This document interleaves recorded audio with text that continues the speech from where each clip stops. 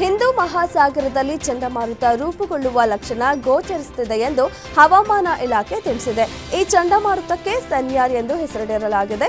Malaysia ಮತ್ತು ಮಲಕ್ಕಾ ಜಲಸಂಧಿಯ ಬಳಿ ವಾಯುಭಾರ ಕುಸಿತವಾಗಿದ್ದು, ಮುಂದಿನ 48 ಗಂಟೆಗಳಲ್ಲಿ ಇದು ಸನ್ಯಾರ್ ಚಂಡಮಾರುತವಾಗಿ ಪರಿವರ್ತನೆಯಾಗಲಿದ್ದು, ದಕ್ಷಿಣ ಭಾರತದಲ್ಲಿ ಭಾರೀ ಮಳೆಯಾಗುವ ಸಾಧ್ಯತೆ ಇದೆ.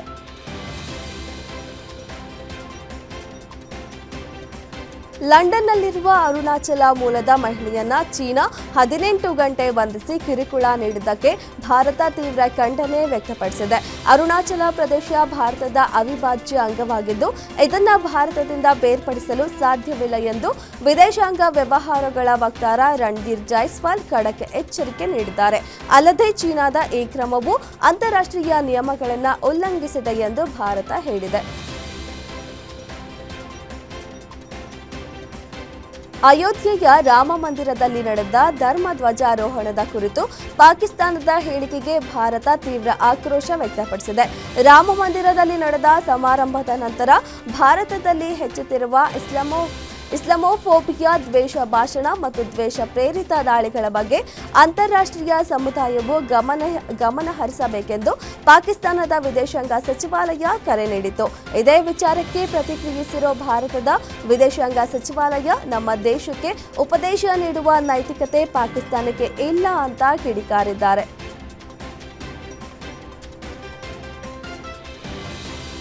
ಪಾಕಿಸ್ತಾನ ಸದಾ ಅರಾಜಕತೆಯನ್ನೇ ಮೈಗೂಡಿಸಿಕೊಂಡು ಬೆಳೆದ ದೇಶ. ನೆಪಕ್ಕೆ ಇಲ್ಲಿ ಪ್ರಜಾಪ್ರಭುತ್ವ ಎಂಬ ವ್ಯವಸ್ಥೆ ಇದೆ. ಅಸಲಿಗೆ ಇಲ್ಲಿ ನಡೆಯೋದೇ ಸೇನೆಯ ಸರ್ವಾಧಿಕಾರ ಮಾತ್ರ. ಈ ಸರ್ವಾಧಿಕಾರಗಳ ಕೈಯಲ್ಲಿ ಪಾಕ್ನ ಅನೇಕ ರಾಜಕೀಯ ಮಹಾನಾಯಕರು ಹತ್ಯೆಯಾಗಿ ಹೋದ ಇತಿಹಾಸವಿದೆ. ಈ ಸಾಲಿಗೆ ಇಮ್ರಾನ್ ಖಾನ್ ಕೂಡ ಸೇರಿಕೊಂಡ್ರ ಅನ್ನೋ ಅನುಮಾನ ಕಾಡುತ್ತಿದೆ. ಕಾರಣ, ರಾವಲ್ಪಿಂಡಿಯ ಅಡಿಯಾಲ್ ಜೈಲಿನಲ್ಲಿ ಪಾಕ್ ಮಾಜಿ ಪ್ರಧಾನಿ ಇಮ್ರಾನ್ ಖಾನ್ ಅನ್ನ ಹತ್ಯೆ ಮಾಡಲಾಗಿದೆ ಅನ್ನೋ ಸುದ್ದಿ ಪಾಕ್ನಲ್ಲಿ ಹಲ್ಚಲ್ ಎಬ್ಬಿಸಿದೆ.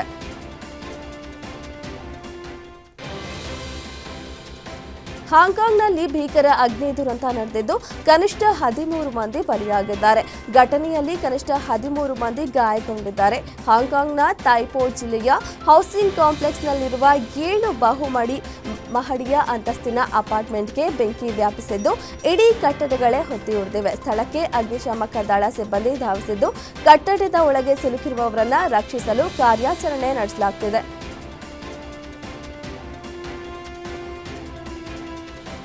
ಭಾರತ ವಿರುದ್ಧದ ದ್ವಿತೀಯ ಟೆಸ್ಟ್ ಪಂದ್ಯದಲ್ಲಿ 408 ರನ್ಗಳ ಅಮೋಘ ಗೆಲುವು ಸಾಧಿಸಿದ ಪ್ರವಾಸಿ ದಕ್ಷಿಣ ಆಫ್ರಿಕಾ ತಂಡ 25 ವರ್ಷಗಳ ಬಳಿಕ ಭಾರತದ ನೆಲದಲ್ಲಿ ಟೆಸ್ಟ್ ಸರಣಿ ಗೆದ್ದು ಇತಿಹಾಸ ನಿರ್ಮಿಸಿದೆ. ಅದು ಕೂಡ 2-0 ಅಂತರದ ವೈಟ್ ವಾಶ್ ಮೂಲಕ. ಈ ಸೋಲಿನೊಂದಿಗೆ ಭಾರತ 12 ತಿಂಗಳ ಅಂತರದಲ್ಲಿ ಮನೆ ಅಂಗಳದಲ್ಲಿ 2ನೇ ಸರಣಿ ಕೈಚೆಲ್ಲಿತು.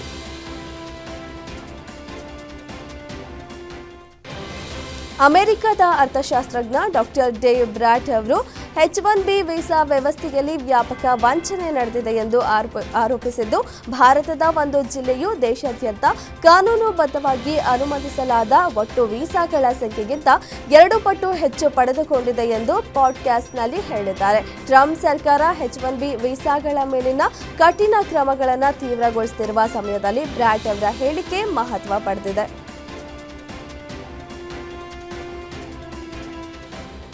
ಕಳೆದ 4 ವರ್ಷಗಳಿಂದ ಮುಂದುವರೆದಿರುವ ರಷ್ಯಾದೊಂದಿಗಿನ ಯುದ್ಧವನ್ನು ಕೊನೆಗೊಳಿಸಲು ಉದ್ದೇಶಿತ ಒಪ್ಪಂದಕ್ಕೆ ಉಕ್ರೇನ್ ಒಪ್ಪಿಕೊಂಡಿದೆ ಎಂದು ಅಮೆರಿಕದ ಹಿರಿಯ ಅಧಿಕಾರಿಯೊಬ್ಬರು ತಿಳಿಸಿದ್ದಾರೆ. ಆದರೂ ಕೂಡ ಅಧ್ಯಕ್ಷ ವೊಲೋಡಿಮಿರ್ ಝೆಲೆನ್ಸ್ಕಿ ಅವರ ಹಲವಾರು ಸಮಸ್ಯೆಗಳು ಬಗೆಹರಿಯದೆ ಅಬುಧಾಬಿಯಲ್ಲಿ ರಷ್ಯಾದ ಪ್ರತಿನಿಧಿಗಳೊಂದಿಗೆ ಅಮೆರಿಕದ ಸೇನಾ ಕಾರ್ಯದರ್ಶಿ ಡಾನ್ ಡ್ರಿಸ್ಕಲ್ ಮಾತುಕತೆ ನಡೆಸಿದ್ದಾರೆ. ಈ ವೇಳೆ ಉಕ್ರೇನ್ ಶಾಂತಿ ಒಪ್ಪಂದಕ್ಕೆ ಒಪ್ಪಿಕೊಂಡಿದ್ದಾರೆ ಎಂದು ಅವರು ತಿಳಿಸಿದ್ದಾರೆ.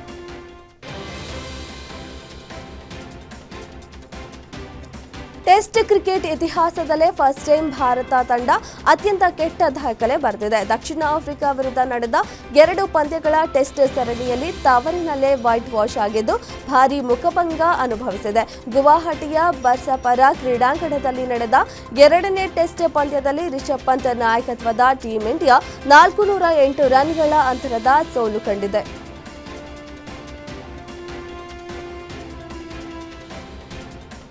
ಬರ್ಸಾಪರ ಕ್ರಿಕೆಟ್ ಕ್ರೀಡಾಂಗಣದಲ್ಲಿ ನಡೆದ ಎರಡನೇ ಟೆಸ್ಟ್ ಪಂದ್ಯದಲ್ಲಿ ಭಾರತ ತಂಡ ದಕ್ಷಿಣ ಆಫ್ರಿಕಾ ವಿರುದ್ಧ 408 ರನ್ಗಳಿಂದ ಹೀನಾಯ ಸೋಲು ಅನುಭವಿಸಿತು. ದಕ್ಷಿಣ ಆಫ್ರಿಕಾ ವಿರುದ್ಧ ಭಾರತ ತಂಡ ಟೆಸ್ಟ್ ಸರಣಿಯನ್ನ 0-2 ಅಂತರದಲ್ಲಿ ವೈಟ್ ವಾಶ್ ಆಘಾತ ಅನುಭವಿಸಿದ ಬೆನ್ನಲ್ಲೇ ಹೆಡ್ ಕೋಚ್ ಗೌತಮ್ ಗಂಭೀರ್ ವಿರುದ್ಧ ಅಭಿಮಾನಿಗಳು ಆಕ್ರೋಶ ವ್ಯಕ್ತಪಡಿಸಿದ್ದಾರೆ. ಗೌತಮ್ ಗಂಭೀರ್ ಅವರನ್ನ ಭಾರತ ತಂಡದ ಮುಖ್ಯ ತರಬೇತುದಾರ ಹುದ್ದೆಯಿಂದ ಕೆಳಗೆ ಇಳಿಸಬೇಕೆಂದು ಒತ್ತಾಯಿಸಿದ್ದಾರೆ. ಗುವಾಹಟಿಯಲ್ಲಿ ನಡೆದ ಸರಣಿಯ ಎರಡನೇ ಟೆಸ್ಟ್ ಪಂದ್ಯದಲ್ಲಿ ದಕ್ಷಿಣ ಆಫ್ರಿಕಾ ವಿರುದ್ಧ ಟೀಂ ಇಂಡಿಯಾ ಹೀನಾಯ ಸೋಲು ಅನುಭವಿಸಿತು. ಈ ಟೆಸ್ಟ್ ಪಂದ್ಯದಲ್ಲಿ ಭಾರತ 408 ರನ್ಗಳಿಂದ ಸೋತಿದ್ದು, ಇದು ಆತಿಥೇಯರ ಟೆಸ್ಟ್ ಇತಿಹಾಸದಲ್ಲಿ ಅತಿದೊಡ್ಡ ಸೋಲಾಗಿದೆ. ಹರಿಯಾಣ ಪಡೆದ 2-0 ಅಂತರದಲ್ಲಿ ಕ್ಲೀನ್ ಸ್ವೀಪ್ ಮಾಡಿಕೊಂಡಿತು. ಶುಭ್ಮನ್ ಗಿಲ್ ಅನುಪಸ್ಥಿತಿಯಲ್ಲಿ ರಿಷಬ್ ಪಂತ್ ಸರಣಿಯಲ್ಲಿ ಸೋಲು ಅನುಭವಿಸಿದ ಬೆನ್ನಲ್ಲೇ ಅತ್ಯಂತ ಭಾವುಕರಾಗಿ ಕಾಣಿಸಿಕೊಂಡರು.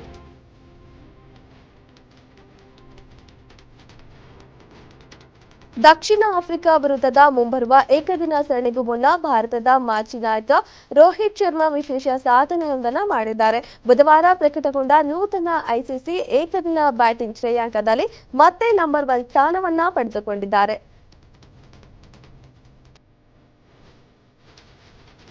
ಮಹಿಳಾ ಪ್ರೀಮಿಯರ್ ಲೀಗ್ನ ಮೆಗಾ ಹರಾಜಿಗೆ ವೇದಿಕೆ ಸಜ್ಜಾಗಿದೆ. ಇಂದು ನಡೆಯಲಿರುವ ಈ ಮೆಗಾ ಹರಾಜಿನಲ್ಲಿ ಒಟ್ಟು 277 ಆಟಗಾರ್ತಿಯರು ಭಾಗವಹಿಸಲಿದ್ದಾರೆ. 5 ಫ್ರಾಂಚೈಸಿಗಳು ಹರಾಜಿನ ನಿಯಮದಂತೆ 50 ಭಾರತೀಯ ಆಟಗಾರ್ತಿಯರು ಮತ್ತು 23 ವಿದೇಶಿಯರು ಸೇರಿದಂತೆ 73 ಮಂದಿ ಆಟಗಾರ್ತಿಯರನ್ನ ಖರೀದಿಸಲು ಎದುರು ನೋಡುತ್ತಿವೆ. ಈ ಬಾರಿ ಮೆಗಾ ಹರಾಜು ನಡೆಯುತ್ತಿರುವುದರಿಂದ ಫ್ರಾಂಚೈಸಿಗಳ ನಡುವೆ ಬಿಡ್ಡಿಂಗ್ನಲ್ಲಿ ತೀವ್ರ ಪೈಪೋಟಿ ಉಂಟಾಗಬಹುದು.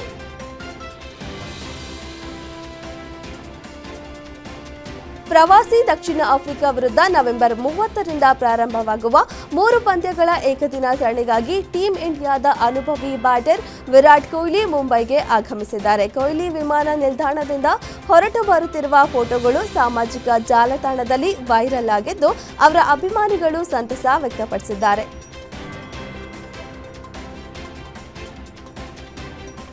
2030ರ ಶತಮಾನೋತ್ಸವ ಕಾಮನ್ವೆಲ್ತ್ ಕ್ರೀಡಾಕೂಟಕ್ಕೆ ಅಹಮದಾಬಾದ್ ನಗರವು ಆತಿಥ್ಯ ವಹಿಸುವುದಾಗಿ ಅಧಿಕೃತವಾಗಿ ದೃಢಪಡಿಸಲಾಗಿದೆ. 2010ರಲ್ಲಿ ದೆಹಲಿಯಲ್ಲಿ ಕಾಮನ್ವೆಲ್ತ್ ಕ್ರೀಡಾಕೂಟವನ್ನು ಆಯೋಜಿಸಿದ ನಂತರ ಭಾರತಕ್ಕೆ ಮೊದಲ ಬಾರಿಗೆ ಪ್ರಮುಖ ಜಾಗತಿಕ ಕ್ರೀಡಾಕೂಟವನ್ನು ನೀಡಲಾಗಿದೆ. ಗ್ಲಾಸ್ಗೋದಲ್ಲಿ ನಡೆದ ಕಾಮನ್ವೆಲ್ತ್ ಕ್ರೀಡಾ ಮಹಾಸಭೆಯ ಸಂದರ್ಭದಲ್ಲಿ 74 ಕಾಮನ್ವೆಲ್ತ್ ಸದಸ್ಯ ರಾಷ್ಟ್ರಗಳು ಮತ್ತು ಪ್ರಾಂತ್ಯಗಳ ಪ್ರತಿನಿಧಿಗಳು ಭಾರತದ ಬಿಡ್ ಅನ್ನು ಅನುಮೋದಿಸಿದರು.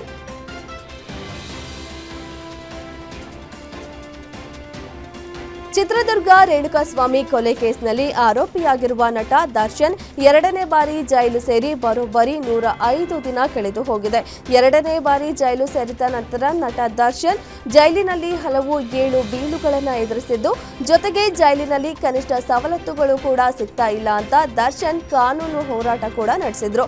ಇಷ್ಟೆಲ್ಲ ಸಂಕಷ್ಟಗಳ ನಡುವೆ ದರ್ಶನ್ ಪರಪ್ಪನ ಅಗ್ರಹಾರ ಜೈಲಿನಲ್ಲಿ 105 ದಿನಗಳನ್ನು ಕಳೆದಿದ್ದಾರೆ.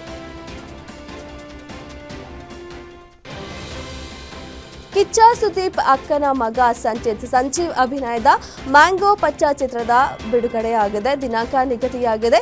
ಸುಗ್ಗಿ ಸಂಭ್ರಮಕ್ಕೆ ತೆರೆಗೆ ಬರ್ತಿರುವ ಈ ಸಿನಿಮಾದ ಮೊದಲ ಹಾಡು ಇಂದು ರಿಲೀಸ್ ಆಗಿದೆ. ಮ್ಯಾಂಗೋ ಪಚ್ಚ ಹಸ್ರವ್ವ ಗೀತೆ ಅನಾವರಣಗೊಂಡಿದ್ದು, ಮೋಹನ್ ಕುಮಾರ್ ಜೊತೆಗೂಡಿ ಚರಣ್ ರಾಜ್ ಧ್ವನಿಯಾಗುವುದರ ಜೊತೆಗೆ ಸಂಗೀತ ಒದಗಿಸಿದೆ. ಚರಣ್ ಬಿಜಿಎಂ ಹಾಡಿನ ಕಿಕ್ ಹೆಚ್ಚಿಸಿದೆ.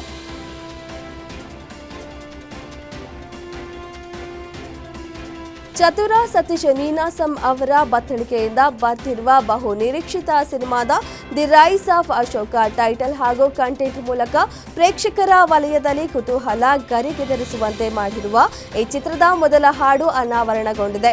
ಮಹಾದೇವನ ಕುರಿತ ಸ್ವತಃ ಸತೀಶ್ ಏಳೋ ಏಳೋ ಮಹಾದೇವ ಹಾಡನ್ನು ಬಿಡುಗಡೆ ಮಾಡಲಾಯಿತು.